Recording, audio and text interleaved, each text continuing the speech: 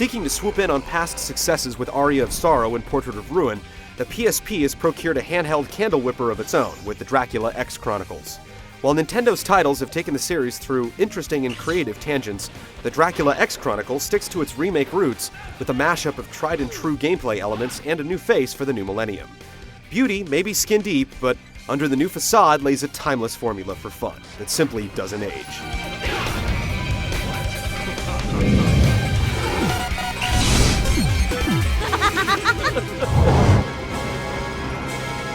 Time has passed since famed hero Simon Belmont vanquished Dracula from his keep, but after a 100-year catnap, the boisterous bloodsucker is back on the prowl. This time whisking a young maiden named Annette away to his castle for a little midnight snack. As it turns out, Annette's main squeeze is none other than Richter Belmont, and her abduction sends the whip-cracking whippersnapper racing towards Castlevania's gates for another ancestral showdown with Old Drac. While it's not quite as elegantly realized as the other musically themed Castlevania games, Rondo of Blood's story elements are still a cut above most side-scrollers, with its use of cutscenes and dialogue to punctuate the action across the levels. Dass nach 100 Jahren das Böse wieder Fleisch geworden war. Besides, you don't need too much of an impetus when it comes to whipping murderous crows out of the sky.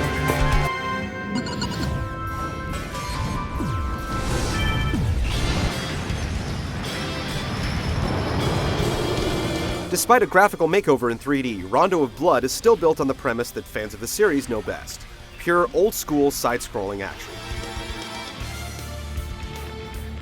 In place of traversing a continuous map of Dracula's castle, progression in Rondo of Blood consists of completing a series of stages with branching paths, leading to various sublevels and detours. Ultimately, all of these branches converge towards an encounter with the quarrelsome Count himself, but deciding how to go about this tangled path is entirely up to you. Hidden within Rondo of Blood's many levels are bonuses that include unlockable music tracks, characters, and yes, games. It's no secret that the big bonus happens to be Symphony of the Night, as well as the original sprite version of Rondo of Blood, but you'll have to scrounge around the remake's various nooks and crannies to find them. Fortunately, there's also a stage select mode, so you can retread old ground without having to relive the entire ordeal over again. These secrets are hidden with great care, with some being sinister enough as to encourage you to plummet to your doom, only to find a hidden path to the next level. There's also Boss Rush mode, which pits the players in a gauntlet against all the other game's bosses in consecutive or random ordering. As with Portrait of Ruin, players can pair up cooperatively using the game's Wi-Fi connection to race against the clock for the best score. A standard run through the game can take as little as one sitting for experienced vampire hunters, but greenhorns, untrained in the ways of the whip, will find a challenge waiting for them. On top of that, plundering the game's many secrets is a hardy endeavor that's sure to take some time and explorative know-how to complete. Not to mention having to do nearly the same thing entirely over again in the unlockable original version of Rondo of Blood, and tackling a new adventure altogether in Symphony of the Night. Suffice to say, there's plenty of meat to sink your teeth into.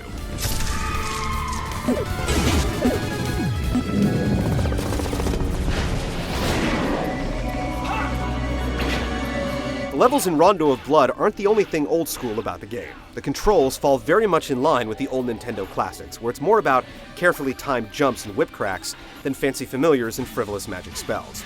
As with all the Belmonts, Richter's weapons of choice are his trusty vampire killer whip and a sub-weapon powered by hearts. To spiff things up, Richter can also execute a double jump backflip and a powerful item crash that amplifies the effect of his currently equipped sub-weapon. Joining Richter in his excursion into Dracula's digs is Maria Renard, a veritable Buffy in training who calls upon magic and animals to do her bidding. Picking between Richter and Maria is more about preference than necessity, as you can opt to complete the game with either character. Doing so yields different endings and different ways to play. Richter, for one, is a slower but sturdier candidate for the job, while Maria is more of an agile, yet fragile fighter.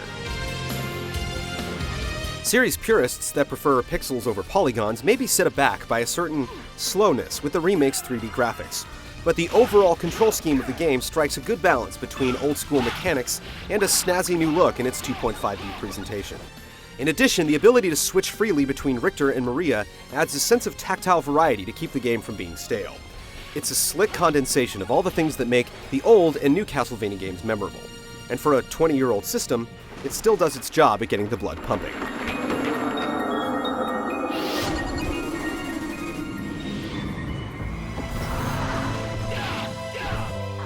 While not particularly impressive, Rondo of Blood's graphical makeover does well to rekindle the same familiar Castlevania aesthetic to match its traditional style of play. Here, the environments themselves receive the biggest benefit from the jump to 3D, with stages that seem to pop into the foreground, adding some visual flair. When it comes to music, few games can rock the harpsichord like Castlevania. Rondo of Blood and Symphony of the Night contain some of the catchiest tunes of the series, which can subsequently be heard at your leisure in Dracula X Chronicles sound test mode. As crisp as the musical tracks are, though, the delivery of the localized voice acting is still as ham-fisted as ever. They can see it from heaven. They were killed. Oh, I'm sorry.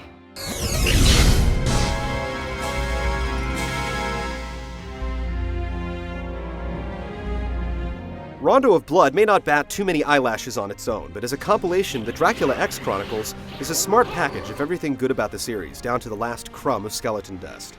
With one of the best Castlevania games you've played, and one you likely haven't, the Dracula X Chronicles stands as a prime choice for any respectable side-scroller enthusiast's morgue of solid action titles.